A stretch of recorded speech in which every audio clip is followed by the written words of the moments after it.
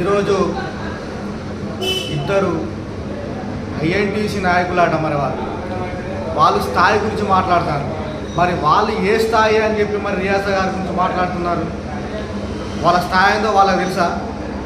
మొన్న వాళ్ళు కార్మికులతోని ఏ సమస్య మీద చెప్పి వాళ్ళతో సంతకం చేయించుకున్నారు. మోసపూరితమైన మాటలు చెప్పి కాంటీన్ సమస్య అని చెప్పి కార్మికులతో సంతకాలు తీసుకొని యాజమాన్యానికి మాత్రం ఒక ఏమి తెలియని క్లర్క్ మీద కంప్లైంట్ రాసిచ్చింది. వీళ్ళకు కనీస బాధ్యత మరి మేము ఒక పోస్టులు ఉన్నాము, ఇట్లా చేసుడు తప్పు అనే అవగాహన లేకుండా వాళ్ళు ఇచ్చి ఈరోజు ఓసీ5 కార్మికులను ఎంత ఇబ్బంది పెట్టిండ్రు. వాళ్ళు 110 మందికి లెటర్లు ఇప్పించింది. వీళ్ళు లెటర్లు ఇప్పించి వాళ్ళ మనోభావాలు దెబ్బతీసే విధంగా వీళ్ళు చర్యలు చేపట్టారు. వీళ్ళు చేపట్టి మహిళా కార్మికులు సంతకం పెట్టిన పాపానికి వీళ్ళ మాటలు నమ్మి ఏడ్చింది. మీకుందా నైతిక విలువ?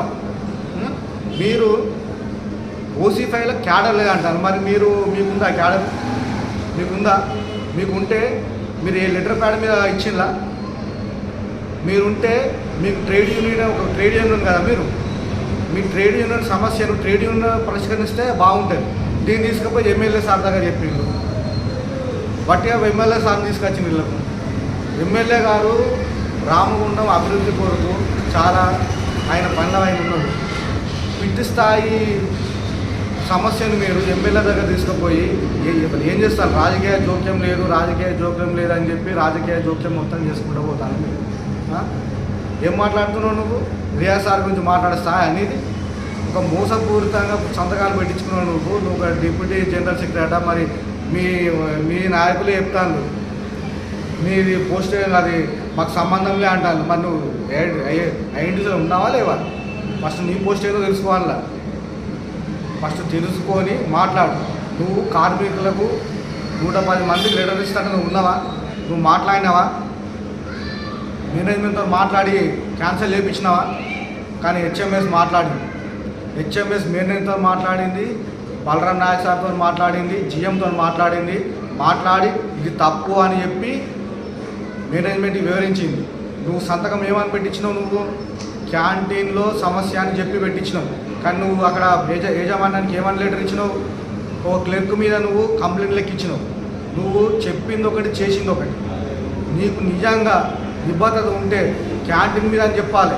నీకు ఏమన్నా కక్ష ఉంటే, నీకు పర్సనల్ ఏమైనా ఉంటే మీరు చూసుకోవాలి.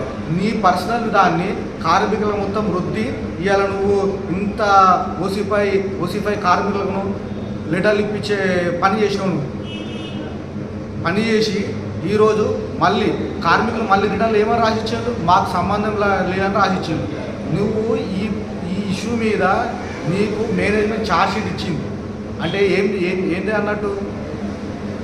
మీకు ఏం లేదన్నట్టుగా ఉంటే ట్రేడ్ యూనియన్ సమస్యను ట్రేడ్ యూనియనే పరిష్కరిస్తుంది. ఐఎన్టీసీ పరిష్కరించిందా? ప్రభుత్వం పరిష్కరించిందా?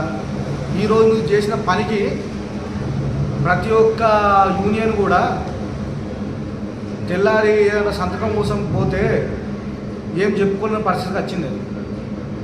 ఎందుకంటే ఒక మాట చెప్పింది ఒకటి, చేసింది ఒకటి నువ్వు.